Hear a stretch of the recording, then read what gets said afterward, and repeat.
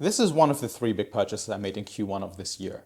And out of all of them, this one probably brought me the most personal joy because I finally have my own camera. Not just something I can borrow or cautiously use, but a tool that's actually mine, made for what I want to do with it. So here it is. A Sony FX30 paired with a Sigma 1.4 60mm lens, which is what I'm using to film right now. Any footage of the camera itself, I'm using a different camera for, of course. I know you're not stupid, but there's always that one person, right? I'm just trying to cover all my bases.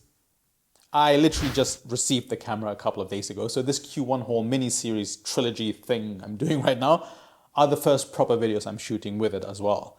The test footage and edits I've done with it already blew my mind. Now, whether or not you'll be able to tell is obviously a skill issue on my end, not the camera's fault. I should probably call this entire series skill issues instead of Q1 shopping haul. Anyway, upgrading from my wife's Sony ZV-E10 with the kit lens to this setup was a massive leap.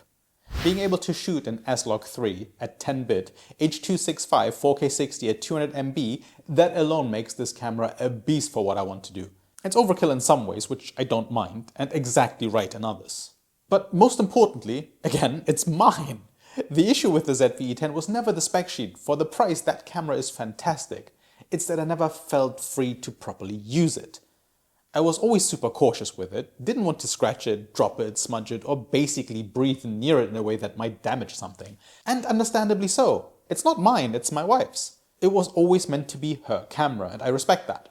But it also meant I was holding back creatively out of that constant worry. It was unwarranted, mind you. She pushed me towards using it from all the way back when I was still making these videos with just my phone.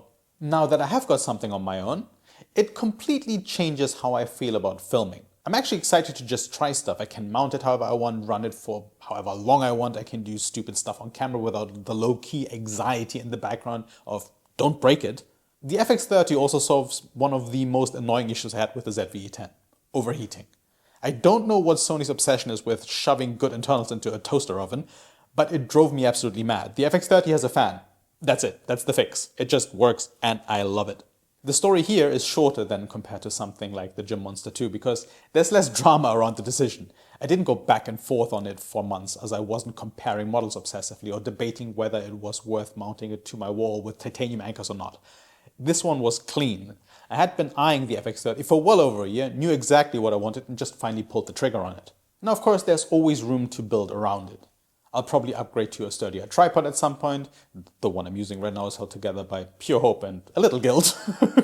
And some faster SD cards wouldn't hurt either. But that's the fun part. I've got the foundation, everything else is just accessories.